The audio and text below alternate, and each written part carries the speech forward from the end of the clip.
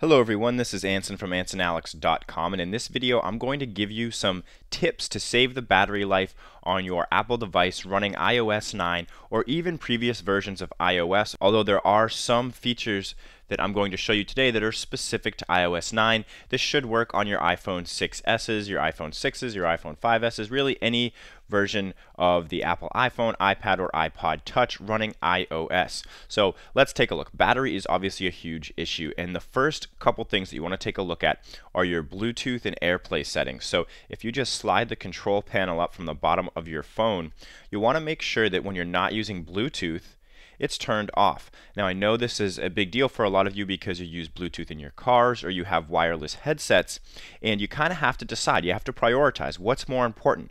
As soon as I step in my car that my Bluetooth connects, or for that 8 hours while I'm outside of my car, I'm saving 10 to 20% of my battery life. So that's up to you, but Bluetooth, when it's enabled, will always be looking for a connection, and it therefore uses a lot of battery, so be aware of that. Also, while we're on this screen, you can adjust your phone brightness from here. Obviously, the brighter your phone is, the more battery it's going to use, and I'm going to show you another area within your phone that you can also adjust that brightness and make sure that it's auto-adjusting for you based on the amount of light in your environment. Also, make sure that AirDrop is turned off. That's at the bottom left here. Sometimes that's on for people, and that will use some battery as well. So Bluetooth off, AirDrop off, brightness as low as you can go with it still being comfortable. So those are the first few things right away that we want to look at. Now let's go ahead and head into our settings here on our iPhone to take a look at some more things that we can customize to enhance the battery life of our iPhone, iPad, or iPod Touch. I'm going to tap on Settings, and here I am in my settings. Now the first area that I'm going to access within here is this General section. Inside the General section, we have a few different areas that we'd like to look at. First of all, if we go to Accessibility, this is kind of a side feature, but it is nice to know. If we go to Accessibility, you'll notice that there's an option kind of towards the middle here that says Reduce Motion. And if we turn that on, it will reduce some of the parallax effect when we navigate from a particular app to our home screen, and it will save a little bit of battery. Not a ton, but a little bit. So back in general, make sure you have reduced motion on if you want to save some battery there. But back in general, the next thing we want to look at is this background app refresh section. So these are apps that are allowed to refresh in the background while we're not using them. And you want most of these off. For instance, Domino's doesn't need to be on my phone. Some of these you will want on. You'll notice that I have Gmail, Google Maps, Google Photos doesn't really need to be on. Gmail and Google Maps I have turned on because if I'm using Google Maps to navigate somewhere and I quickly go to Spotify or check a text message, I still want my Google Maps working in the background so I don't lose where I am in space-time. I also want Gmail to be able to bring in my emails automatically when I'm not actively looking at Gmail. So I have that turned on as well, but you want to turn most of these off. Notes doesn't need to be on for me. You can always turn it back on if you run into an issue. So turn as many of those off as you can, and that way your apps aren't working in the background while you're not using them.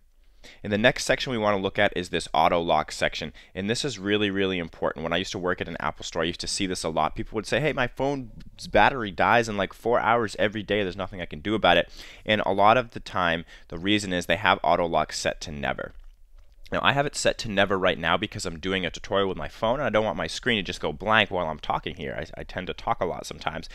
But as soon as I finish this video, I will change this back to at least 1 minute. Actually, new feature here in iOS 9 is the ability to make this 30 seconds. So I haven't even tried that yet.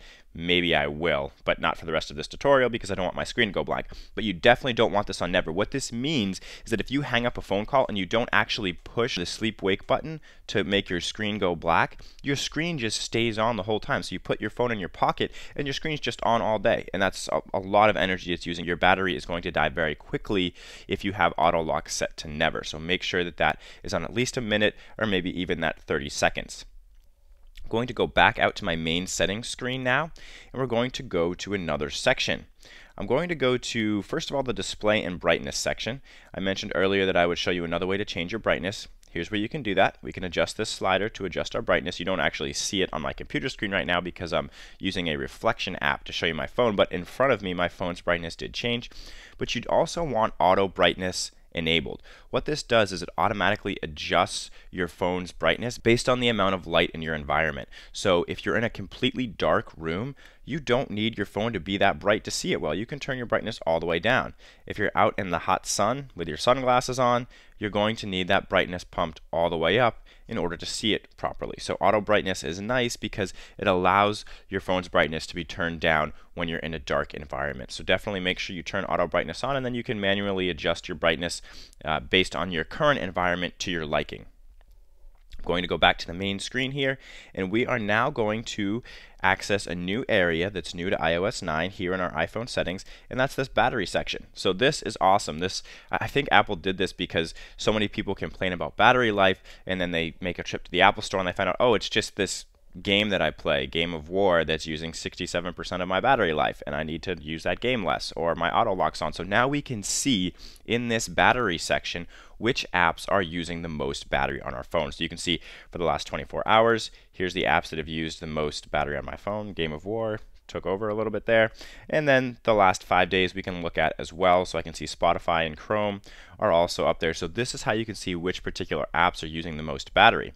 Now up here at the top of this section, we also have a new feature of iOS 9, and that's the low power mode. So we can enable this mode. Let's say we've got 10% battery left, we're on a train, we need to call somebody when we get off the train, we don't know if we're gonna still have any battery to make that phone call, but you can't turn it off because you're also waiting for a phone call. What you can do is you can put on low power mode.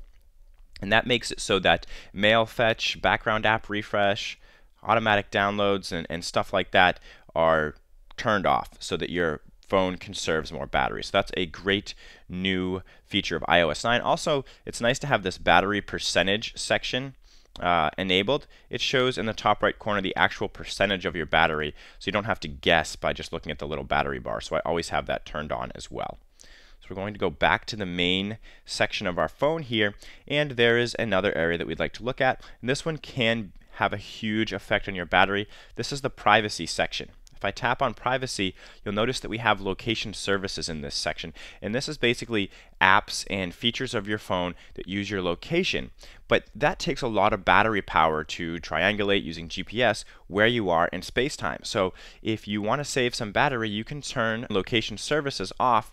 Now you can turn location services completely off, but you want to be careful about doing that. So let's take a look at some of the settings for my apps. You'll notice that a lot of them are set to never, which is obviously that's going to be best for battery performance, but there are some apps that you do need your location.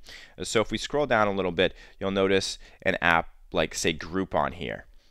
It says right now it's set to while using the app. So if I have the Groupon app open, it will use my location, which I need because Groupon's deals are usually based on your local area. But I don't want Groupon to always be using my location, so it's important to make sure it's not set to always. And if I don't care if Groupon ever knows where I am, I can set that to never, and that's going to save as much battery as possible.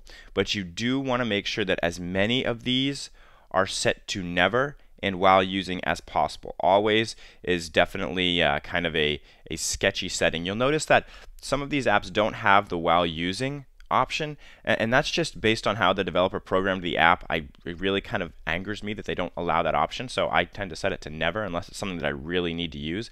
But just make sure that you don't have many that are set to always in this list.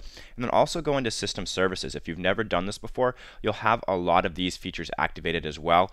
I'll tell you that the only one that's really important is going to be this Find My iPhone setting, because obviously if your phone's lost and you use the Find My iPhone app, you want to be able to find where it is. But all of these other ones, I think if you've never been in here before, location, you probably want some location-based alerts maybe as well. That could be like silver alerts or amber alerts, something like that.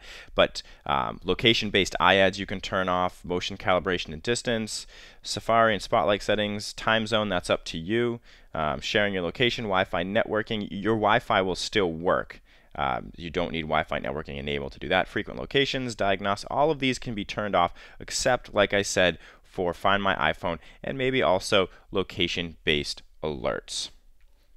The very last settings that I want to show you that might be able to save some battery life are back here in the general section, and it has to do with your mail. So we're going to go to Mail, Contacts, and Calendars, and from here we just want to take a look at this area that says Fetch New Data. What that means is your phone can fetch for data from your email accounts, which means it actively sends a signal to the email server and says, hey, I want to know if there's any new mail. Can you show me if there's any new mail? And then the server will send back if there's any new mail or not. Now you'll notice down here in the fetch section, we have the option of setting this every 15 minutes, 30 minutes, hourly, or manually. Fetch uses quite a bit of battery, especially if you have it set to every 15 minutes. That means it's fetching 96 times during a 24-hour period, and that's going to use quite a bit of battery. So if you don't need, it depends on the email servers that you use. I use Gmail and iCloud mostly. You'll notice that iCloud is push, so that means that automatically when iCloud is updated on their end, you get a new email in your account, it'll be sent to your phone, so your phone doesn't have to actively fetch that data. For Gmail, I have it set to fetch, but I have fetch set manually. So I will see on my home screen when I have new emails, you'll notice that there's a little number 4 at the bottom right of my phone in my Gmail app.